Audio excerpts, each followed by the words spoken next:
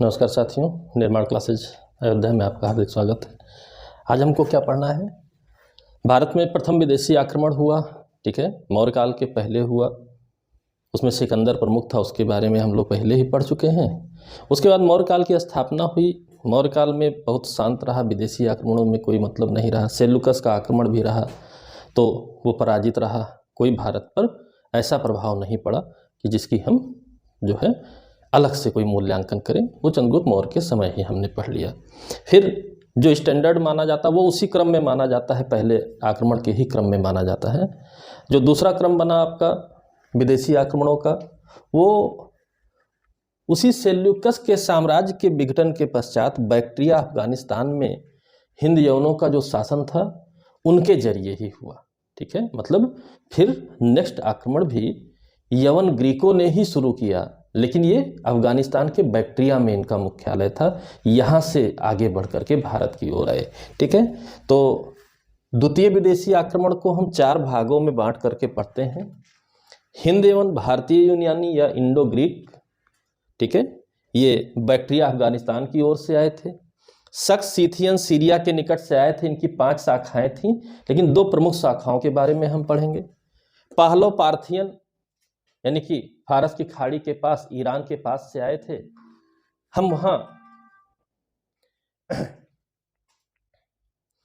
हम इनके बारे में पढ़ेंगे। पहलो पार्थियन का आक्रमण कब हुआ और कौन से प्रमुख नेता लोग थे, कौन से प्रमुख राजा लोग थे जिन्होंने आक्रमण किया, और यहाँ एक छोटा शासनकाल रहा। और साथ ही साथ जो इन सभी राजवंशों में सबसे प्रमुख रहा, जिसने भारत पर सर्वाधिक प्रभाव डाला, कुषाण वंश को अलग से पढ़ेंगे। कनिष्क इसके बहुत महत्वपूर्ण राजा हैं, जहाँ से प्रश्न हमारे लगातार आते हैं। तो कुषाण वंश को हम अलग से पढ़ेंगे, यानी कि 4 राजवंशों की, ठीक है, या 4 स्थानों के राजवंशों की हमारे यहाँ स्थापना हुई विदेशी शासन तंत्र की। हिंद यवन बैक्ट्रिया अफगानिस्तान के पास के, सक्स सीथियन सीरिया के निकट के, पहलो पार्थियन ईरान के पास के, और कुषाण वंश पश्चिमी चीन, ठीक है, चीनी तुर्किस्तान के रूप में आजकल जाना जाता है, उसके पास के जो है आए, यहाँ पर भारत पर एक शासन तंत्र स्थापित किया, भारत के कल्चर को प्रभावित किया। तो शासन तंत्र के बारे में भी जानना है, कल्चर के भी बारे में जानना है। तो इंडिविजुअल सबके बारे में हम अब आगे पढ़ेंगे, ठीक है, कि कौन कौन किस प्रकार प्रभाव डालता है, क्या क्या यहाँ से महत्वपूर्ण प्रश्न हमारे बनते हैं, ठीक है, क्लियर। आइए फिर आगे देखते हैं।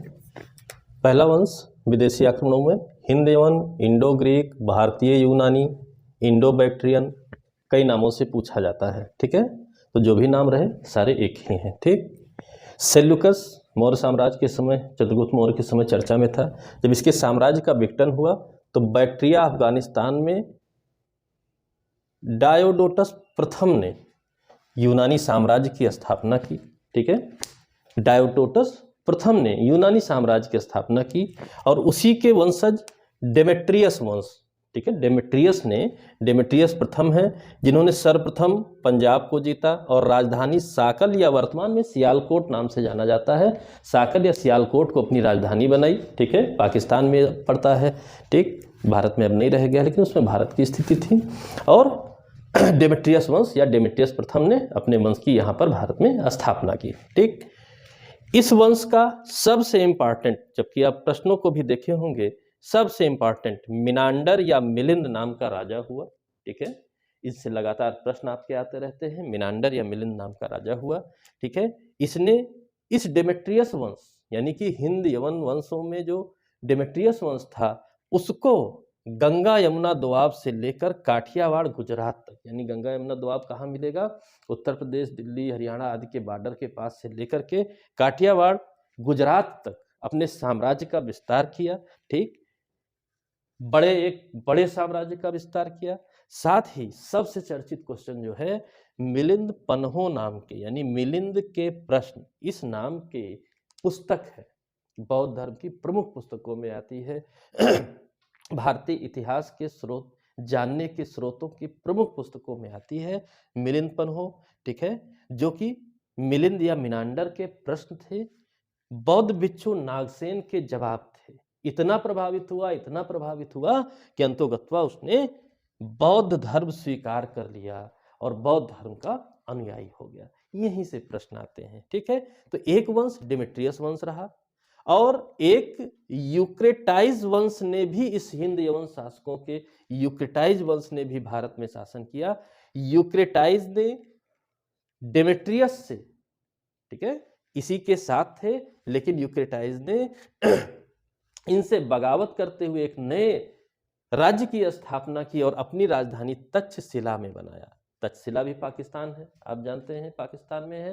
तो तक्षशिला में अपनी राजधानी बनाई। एंटियालक्रिट्स इसका सबसे प्रसिद्ध शासक था। तो शासक का नाम तो नहीं पूछता है, लेकिन यहां से भी एक प्रश्न मोस्ट इंपॉर्टेंट आपका आता है। क्या एक राजदूत है हेलियोडोरस नाम के, ठीक है, विदिशा दरबार, सुंग वंश का विदिशा दरबार था, वहां पर सुंग वंश के परवर्ती सुंग शासकों में से एक शासक वहां पे थे। शासक का नाम इंपॉर्टेंट नहीं है इसलिए मैंने नहीं बताया। वहां पर अपने राजदूत को इस वंश ने भेजा था, हेलियोडोरस को भेजा था राजदूत को, और ये हेलियोडोरस ने यहाँ पर गरुड़ स्तंभ की स्थापना की, ठीक है, विदिशा स्तंभ, जिसमें भारत के इतिहास पर बहुत प्रकाश पड़ता है। इस वजह से बार बार ये प्रश्न पूछा जाता है। विदिशा दरबार भी पिछले वर्ष पूछा गया, तो इसकी वजह से ये वंश भी इंपॉर्टेंट हो जाता है। हो सकता है इस बार पूछ ले कि किस वंश ने भेजा था, तो यूक्रेटाइज वंश ने जो है भेजा था। एंटियालक्रिट्स राजा थे, उन्होंने अपने राजदूत को भेजा था। और डेमेट्रियस वंश में मिनांडर सबसे प्रमुख राजा था, जो कि प्रभावित होकर अंतिम में बौद्ध धर्म स्वीकार कर लिया। ये सामान्य इनकी राज्य व्यवस्था से प्रश्न आते हैं। फिर इस जैसे पहले आक्रमण के दौरान क्या क्या भारतीय कल्चर पर प्रभाव पड़ा था, उसी तरीके से इस बार जब आक्रमण हुआ तब भी क्या क्या भारतीय कला, संस्कृति, राजनीति, ठीक है, इकोनॉमी, किस पर क्या प्रभाव पड़ा, वहां से भी कुछ प्रश्न बहुत इंपॉर्टेंट हैं। उनमें से पहला प्रश्न है, सर्वप्रथम सोने के सिक्के भारत में किसने प्रचलन में लाए? हिंद यवन शासकों ने लाए, लेकिन ये सिक्के यूनानी सिक्के थे, भारतीय सिक्के नहीं थे। लेकिन भारत में सोने के सिक्कों का प्रचलन का श्रेय हिंद यवनों को ही जाता है, इंडो ग्रीक को ही जाता है। सर्वप्रथम भारत में प्रचलन कराया। स्मृत पदक, आजकल भी बहुत से पदक दिए जाते हैं, स्मृत पदक का प्रचलन कराया। गांधार कला का विकास हुआ। तो ये सोने के सिक्के के साथ गांधार कला मोस्ट इंपॉर्टेंट क्वेश्चन है, क्योंकि बौद्ध धर्म में जब आप पढ़ते हैं तो बौद्ध धर्म में, या आप कहिए कि मूर्ति कला के विकास को जब आप पढ़ते हैं तो मथुरा कला, गांधार कला, दो कलाओं को पढ़ते हैं।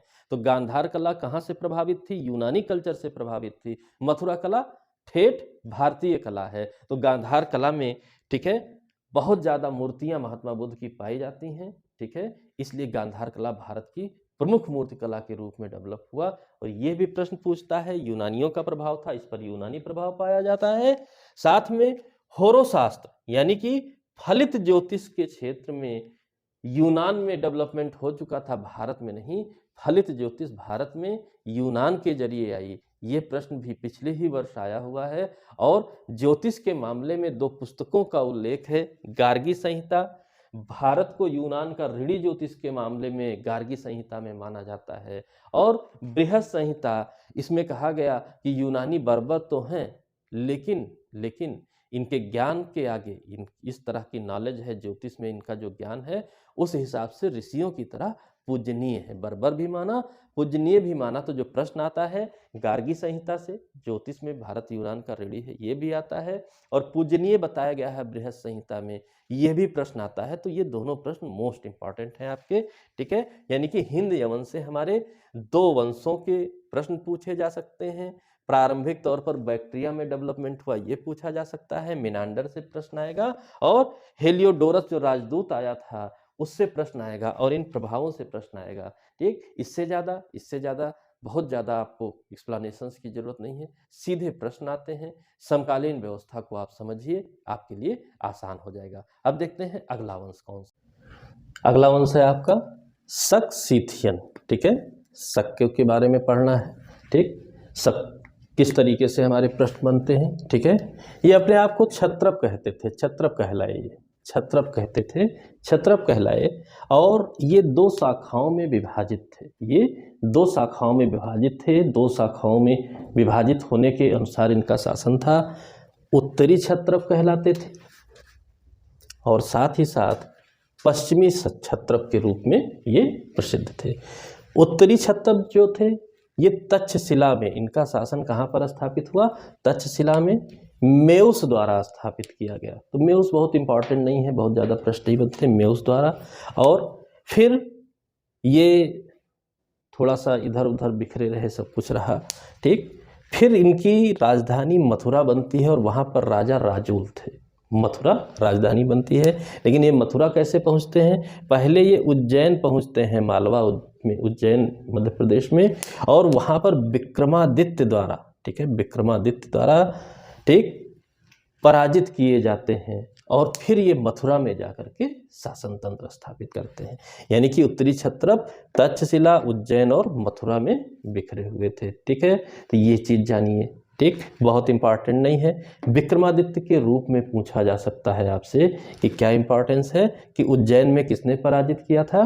विक्रमादित्य ने, ठीक है। इसी अवसर पर 57 ईस्वी पूर्व में विक्रम संवत प्रारंभ हुआ था, वो विक्रमादित्य में अलग से हम पढ़ेंगे। और पश्चिमी क्षत्रप जो थे ये 2 वंशों में विभाजित था, ठीक है। 2 प्रमुख वंश थे, क्रमशः आते हैं। पहले क्षहरात वंश आता है, फिर कार्दमक वंश आता है, ठीक है। क्षहरात वंश और कार्दमक वंश के रूप में जो है फेमस थे, ठीक। अब बात आई कि क्षहरात वंश कहाँ पर था?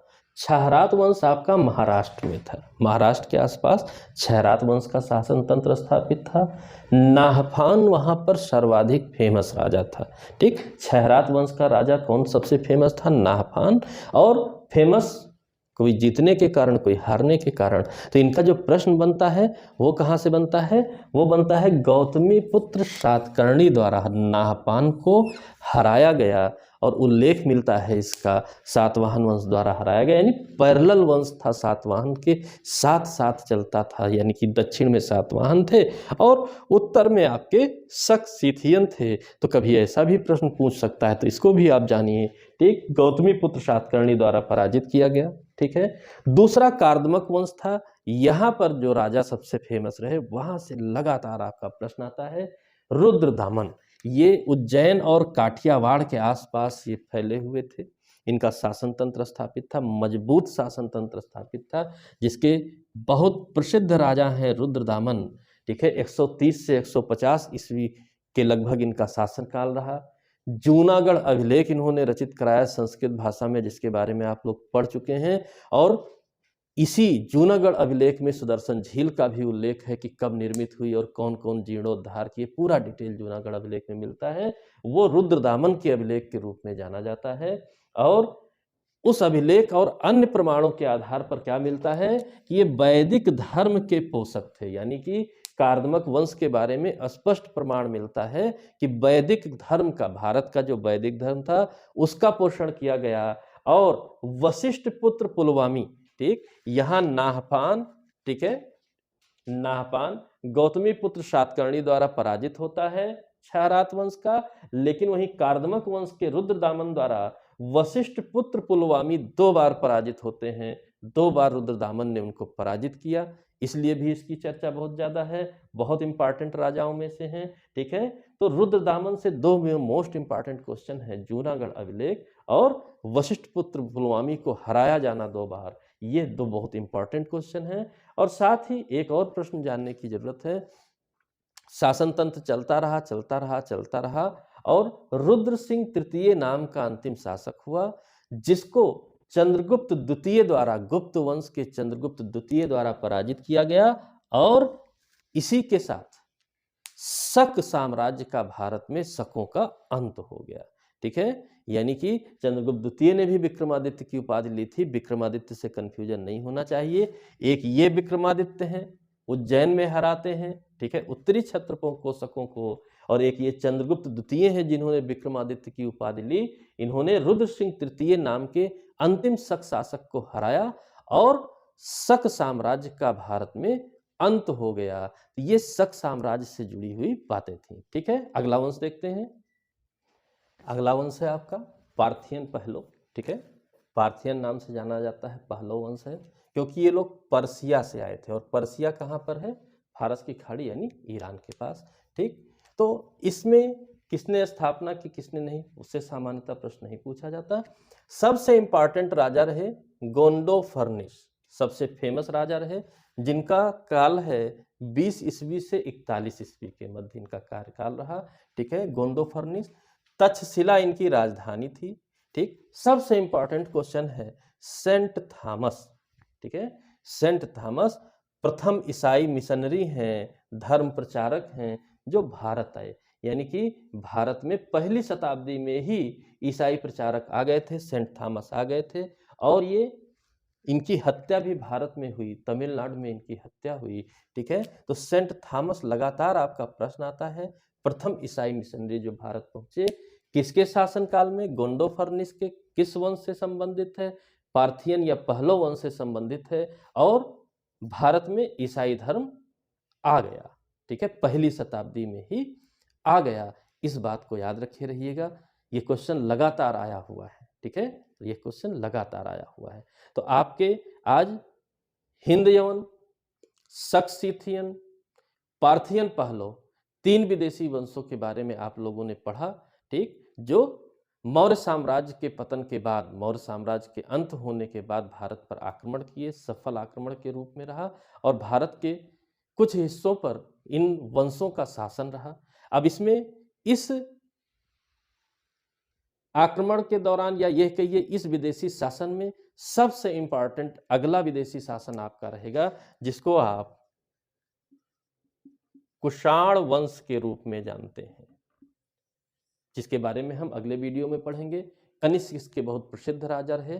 फिर ओवरऑल भारतीय कल्चर पर क्या प्रभाव पड़ा, उससे हमारे क्या प्रश्न बनते हैं, उसके संबंध में हम लोग चर्चा करेंगे। तो कुषाण वंश के लिए अगले वीडियो का आप इंतजार करिए, कुषाण वंश और कनिष्क के बारे में विशेष तौर पर, और क्या प्रभाव पड़े उस दौरान, भारत की व्यवस्था में क्या अंतर आया, कैसे अंतर आया, और क्या प्रश्न बनते हैं, उन पर हम लोग चर्चा करेंगे अगले वीडियो में।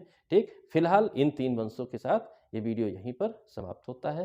ठीक है, उम्मीद करता हूं कि आपको ये वीडियो पसंद आया होगा, जानकारी उतनी आपको प्राप्त हो गई है जो प्रश्नों से रिलेटेड है। बाकी इतिहास पढ़ने के लिए आप स्वतंत्र हैं, बहुत कुछ पढ़ सकते हैं, लेकिन सिलेक्शन लेना है तो बहुत कुछ की उलझने की जगह आप सीमित सॉलिड पढ़िए, जो क्वेश्चन आते हैं उनको आत्मसात करिए, सही करिए, सिलेक्शन लीजिए। बाकी जीवन पड़ा हुआ है, इतिहास पढ़िए, भूगोल पढ़िए, कोई फर्क नहीं पड़ता है। ठीक है, तो यहाँ पर इस बात को समझिए कि हम 3 वंशों को पढ़े हैं, उनसे हमारे क्या प्रश्न आते हैं और समकालीन स्थिति पर क्या क्या प्रभाव पड़ा। ठीक, कुषाण के बाद ओवरऑल प्रभाव की हम चर्चा करेंगे। ठीक है, तब तक के लिए धन्यवाद।